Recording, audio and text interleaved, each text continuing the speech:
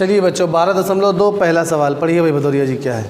6 centimetre त्रिज्या वाले एक वृत्त के एक त्रिज्यखंड का क्षेत्रफल ज्ञात कीजिए जिसका कोण 60 अंश है। ठीक है बच्चों, सीधा सीधा सूत्र पे आधारित प्रश्न है, समझाने के लिए चित्र बना देते हैं। एक कोई वृत्त है जिसकी त्रिज्या बच्चों 6 सेंटीमीटर है, मतलब आर का मान दिया गया है 6 सेंटीमीटर और त्रिज्यखंड का क्षेत्रफल निकालना है जो कि केंद्र पर 60 अंश का कोण बना रहा है, अर्थात थीटा हमें क्या दिया गया है बच्चों 60 अंश। तो सीधे सीधे बस सूत्र में मान रखना है। तो त्रिज्यखंड का क्षेत्रफल का सूत्र बताइए क्या होता है, कल बताया था आपको, थीटा बटे 360 पाई आर। हाँ बिल्कुल सही, बैठ जाइए। तो सीधे सीधे सूत्र लिख के उसमें वैल्यूज पुट कर देनी है। त्रिज्यखंड का क्षेत्रफल बराबर theta upon 360 into pi R square त्रिज्या दी गई है। थीटा बच्चों कितना है 60 बटे 360 गुणे पाई का मान कुछ नहीं दिया गया कि दिया गया है, तो जब नहीं दिया गया तो 22/7 रख देते हैं। पाई अगर ना दिया होता तो भी यही रखते। आर कितना है 6, तो 6 गुणे 6, तो ये 0 0 कट गया, 6 1 जा 6 6 जा 6 से 6 कट गया। तो अब इसको चाहो तो मिक्स फॉर्म में लिख दो, तो ये हो जाएगा, या तो लिख दो 6 पाई सीधे सीधे, ये 22/7 अब किसी से कट नहीं रहा है तो पाई के रूप में भी आंसर लिखा जा सकता है। मगर इसमें पाई का मान दिया गया है, प्रश्न में दिया गया कि नहीं दिया गया है, सवाल में नहीं दिया लेकिन ऊपर दिया जब तक अन्यथा ना कहा जाए। अच्छा, तो फिर पाई का मान रख के आंसर निकाल लीजिए। चलिए 6 दूनी 12 की 2 हासिल लगे 1, 6 दूनी 12 1 13, 132/7। और जब हर में बच्चों 2 या 5 के अलावा किसी के गुणनखंड हो तो, और ये जो भिन्न है ये इम्प्रॉपर हो, मतलब अंश बड़ा हो और हर छोटा हो, तो इसको हमेशा हम मिश्रित रूप में लिखते हैं। मिश्रित रूप में लिखने का मतलब क्या है कि 7 से भाग देंगे 132 का सीधे और सही बटे में लिख देंगे उत्तर। तो ये हो गया 7 एकम 7 और 7 तो 3 10 6 2 7 7 49 7 8 56 और 56 4 60 और 6, तो इसका उत्तर फाइनली आ जाएगा 18 सही 6/7। और ये त्रिज्या सेंटीमीटर में थी, क्षेत्रफल है तो सेंटीमीटर स्क्वायर, यही उत्तर हो गया।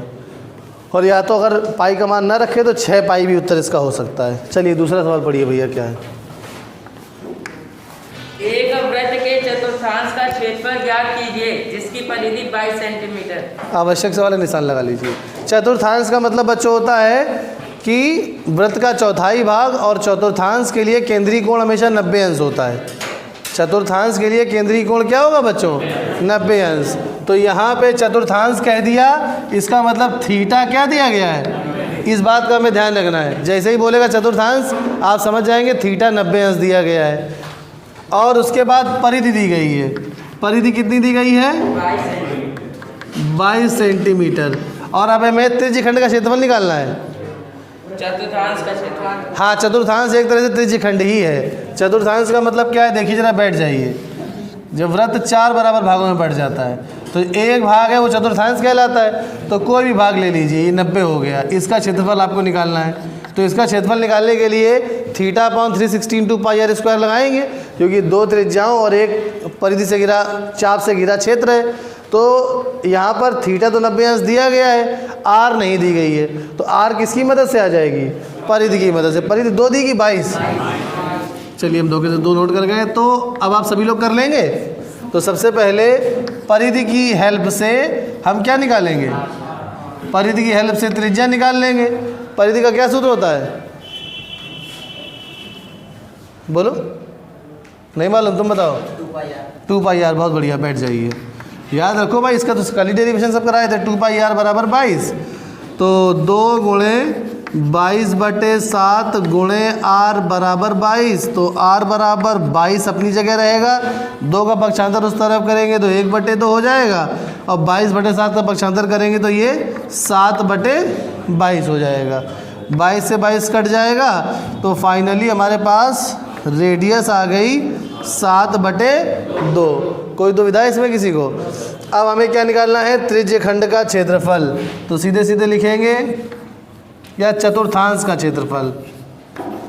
चतुर्थांश का क्षेत्रफल 90/360 गुणे पाई आर स्क्वायर, तो 90 4 बार कट जाएगा। तो ये फाइनली हमारे पास आ चुका है 1/4 गुणे पाई का मान 22/7 और रेडियस कितनी आई है? 7/2 गुणे 7/2। आज डेट कितनी है?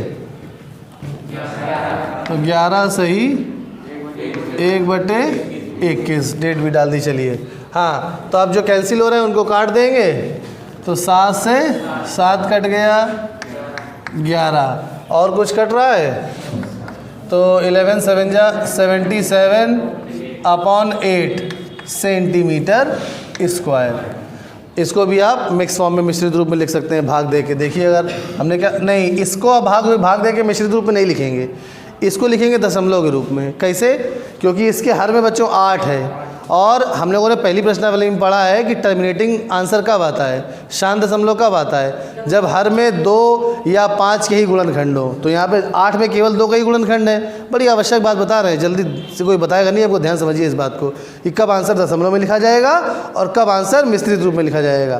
तो अब इसको दशमलव में लिखना पड़ेगा हमें। 8 9 72 बचा 6, दशमलव लगाया 0 बढ़ाया, 8 7 क्या कह रहे हो? अच्छा 5, ठीक बिल्कुल बढ़िया, नहीं भी गलत हो जाता। 8 6 48 2, 8 दूनी 16 4, 8 5 40। देखिए डिवीज़न पूरा कंप्लीट हो गया। यहाँ पर अगर हम 7 से भाग देते हैं इसके पहले वाले प्रश्न में तो डिवीज़न कंप्लीट ना होता, रिकरिंग आंसर आता, इसीलिए इसको मिक्स फॉर्म में छोड़ दिया जाता है। और जब 2 से भाग देंगे या 4 से भाग देंगे या 8 से भाग देंगे या 2 और 5 के मिले हुए रूप से किसी से भाग देंगे तो आंसर टर्मिनेट हो जाएगा। इसलिए आंसर दशमलव में पूरा लिखा जाता है। चेक करो आंसर क्या आ रहा है, 9.625 सेंटीमीटर स्क्वायर, यही आंसर है। समझ गए बच्चों? चलिए नोट कर लीजिए।